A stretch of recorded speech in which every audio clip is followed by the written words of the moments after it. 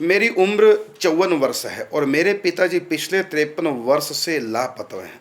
जब आप 1 वर्ष के थे तब से लापता हैं। 53 वर्ष हो गए और मैं श्राद्ध पक्ष में उनके लिए कुछ करना चाहता हूँ। क्या यह सही होगा? क्योंकि उनके होने या न होने का मेरे पास कोई प्रमाण नहीं है। तो हम तो यही कहेंगे कि श्राद्ध कर ही दो भाई, हैं कि नहीं है कोई बात नहीं, क्योंकि 53 साल पहले, अब आप स्वयं 54 के हो गए, कम से कम आपसे 20-25 वर्ष तो बड़े होंगे ही, है ना? तो 80 प्लस हो गए। कोई नहीं, करने में कोई हानि नहीं है। तो आप उनके नाम से श्राद्ध कर दें और भगवान से प्रार्थना करें, प्रभु मुझको नहीं पता वो कहाँ हैं, मैं उनके लिए श्राद्ध कर रहा हूँ, उनके पास आप पहुँचा दें। और मेरा विश्वास आपके पिताजी यदि होंगे भी तब भी उनको प्रसन्नता होगी और उनकी इच्छित वस्तु के रूप में आपका दिया हुआ जो श्राद्ध है वो उनको प्राप्त भगवान करा देंगे। बिल्कुल करना चाहिए। और मैं तो कहता हूँ कि आपने बहुत देरी कर दी।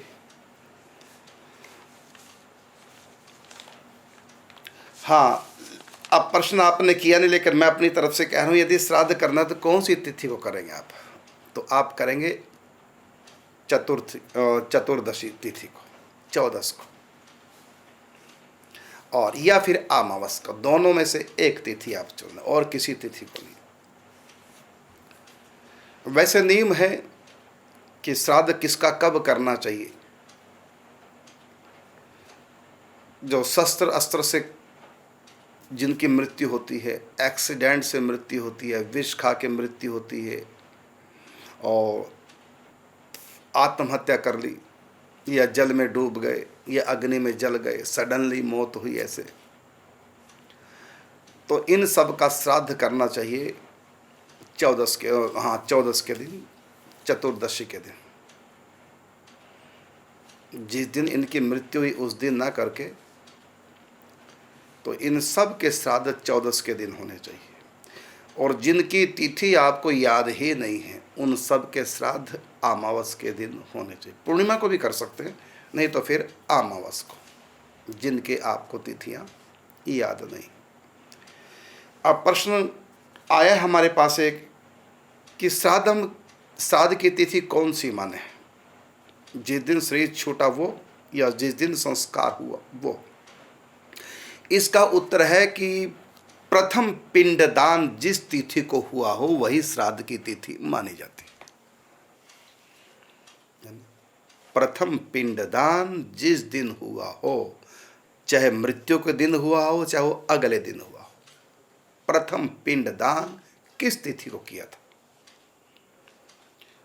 ज्यादातर तो उसी तिथि को कर देते हैं संस्कार भी। तो यदि मृत्यु हो गई रात्रि के समय तो संस्कार तो होगा नहीं, तो अगले दिन करते, तो पिंडदान अगले दिन करते। तो प्रथम पिंडदान जिस तिथि को किया जाता है वही तिथि उनकी श्राद्ध की, प्रत्येक वर्ष की पिंडदान की वही तिथि होती है। अब आप देखो पिंडदान कब किया। और कई बार ऐसा भी करते हैं कि मृत्यु हो गई है तो डेड बॉडी पड़ी, अभी रिश्तेदार आएंगे, कल संस्कार होगा, लेकिन पिंडदान कर देते हैं। और कई पिंडदान करते हैं जब उसको उठा के ले जाते हैं तब पिंडदान करते हैं, फिर रास्ते में करते हैं पिंडदान, फिर चिता संस्कार जब होता है वहाँ करते हैं पिंडदान। तो आप देखिए पिंडदान किस दिन प्रथम बार हुआ था, मृत्यु के दिन हुआ था या अगले दिन हुआ था, उसी दिन वो श्राद्ध का दिन, पिंड का दिन होता।